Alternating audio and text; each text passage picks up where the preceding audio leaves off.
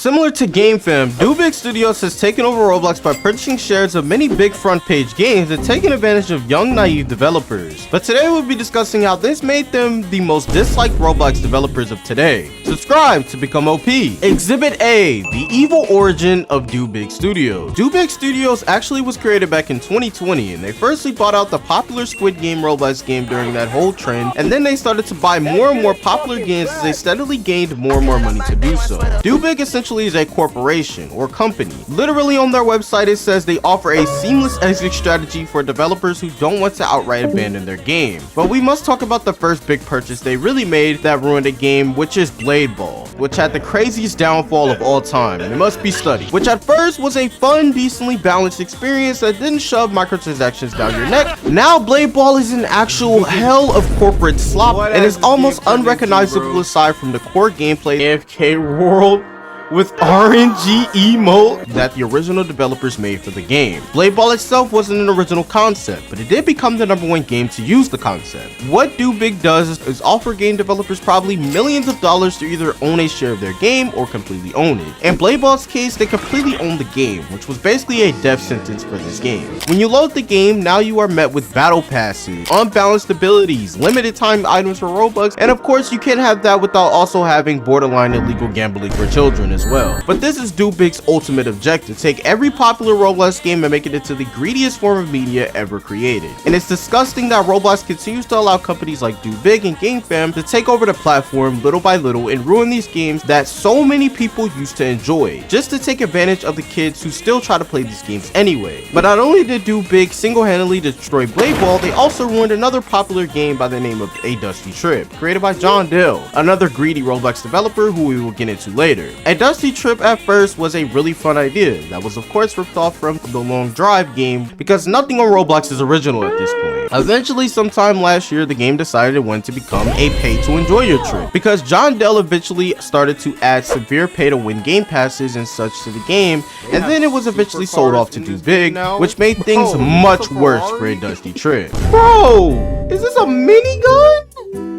Railgun? Bruh, this is not Call of Duty Zombies.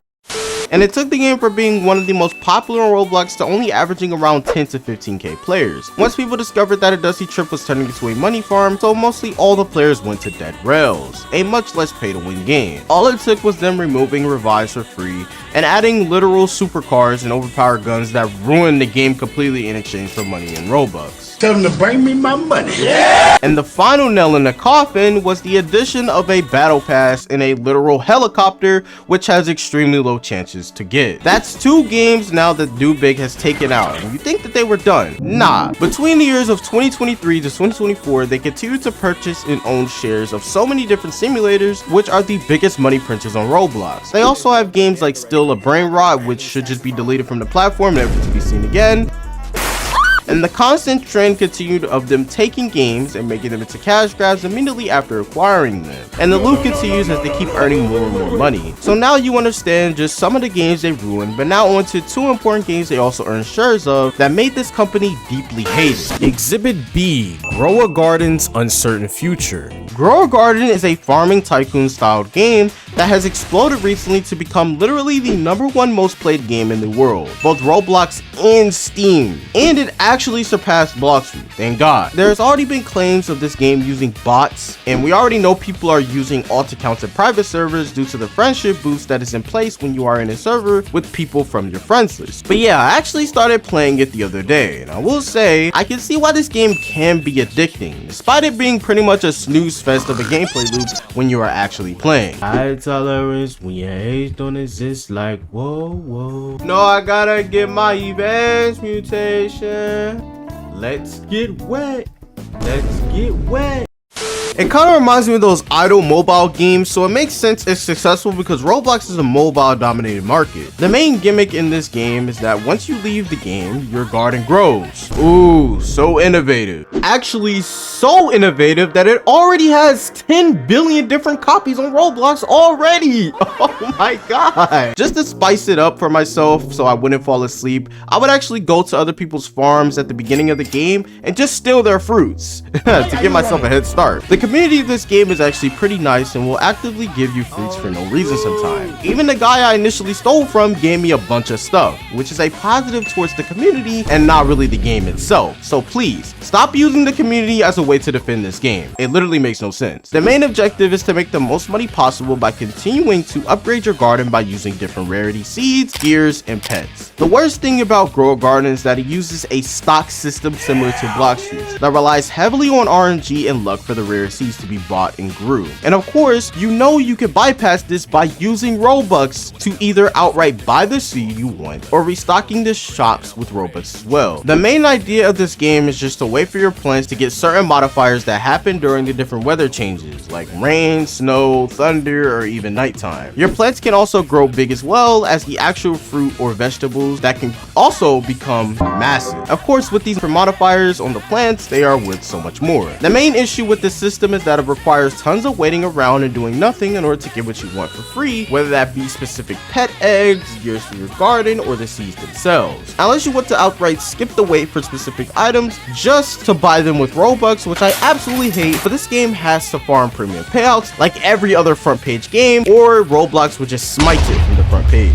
John Dale has already monetized every aspect of this game, and this is where DoBig comes in at, who have a small share in Grow a Garden. No, they don't completely own it. And although their influence on this game hasn't reached excessive levels, you can see where they have placed their mark on Grow a Garden as well, and where the game may be heading down the line. Right now, they're getting goodwill with players, which is always their method before stabbing players in the back who have been playing for a while. But back to the game itself. Basically, you have these fruits that get these modifiers. One of the most important ones is indeed the moonlit ones that come at every nighttime event now. Once you get these, you could transfer them into points in order to get moonlit packs and eggs, and this is where the DoBig monetization happened. Basically, you could either grind the moonlit points or completely bypass this by just outright buying the moon eggs and the moon packs for a gacha gambling chance. You also have dailies you could do for normal seed packs, but again, you have to wait 24 hours, and if your luck is bad, GG's for getting any of the good plants for a while. But once you get one of the good plants, you can also get a lucky harvest for another seed, which I thought was pretty cool. Despite all of this, Grow a Garden is pretty free to play friendly for now. Soon with each update, I'm sure there will be limited time seeds and limited time pets that are only going to be obtainable by using Robux or grinding thousands of hours. And once this happens,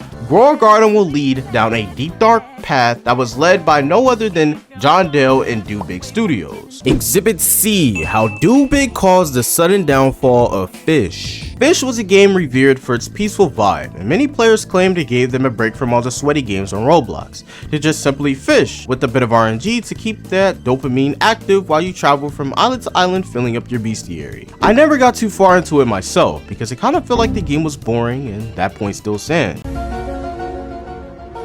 But what I will say is that Fish truly allows you to play at your own pace at one point, without grinding hours and hours for anything new in the game, and you truly felt like you weren't missing out by not playing the game as much as the next player. It was basically Soul's RNG if it actually had a soul and was actually playable as a game. But to see Fish turn into what it is now is truly shameful, but not exactly surprising. Not to mention my data literally disappeared when I joined back in the game. I didn't get that far in the game, but sheesh, they deleted everything I had. Wow, what a start.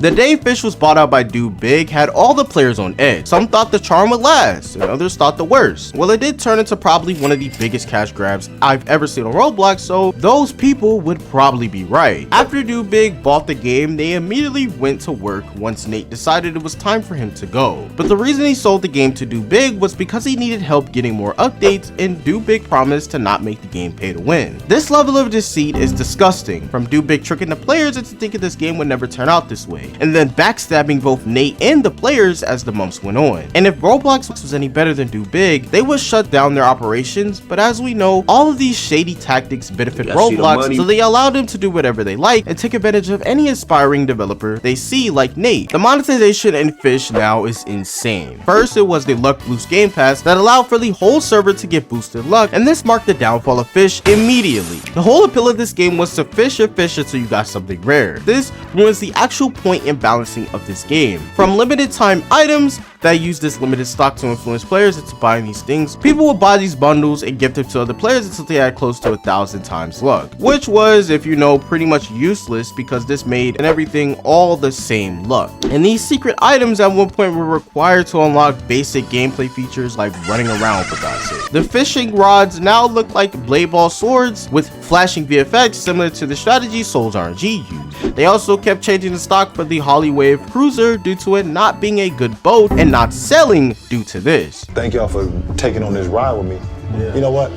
Here go 2 more for y'all. Which I'm pretty sure is against TOS, but Roblox refuses to do anything. They even use this markdown strategy that Blockstreet uses, which uses fake sales to entice players by doing these sales immediately after the item releases, which is not how sales actually work. And the final nail in the coffin is Fish adding literal eggs resembling Pet Simulator. This update being so bad that multiple developers from Fish literally quit the game. And this is a strategy they use in almost every game they own because it makes them tons of money. This obviously caused a severe decline in Fish's player count and has now become what it once was trying to work against. Yeah, this game and DoBig at this point. Exhibit D.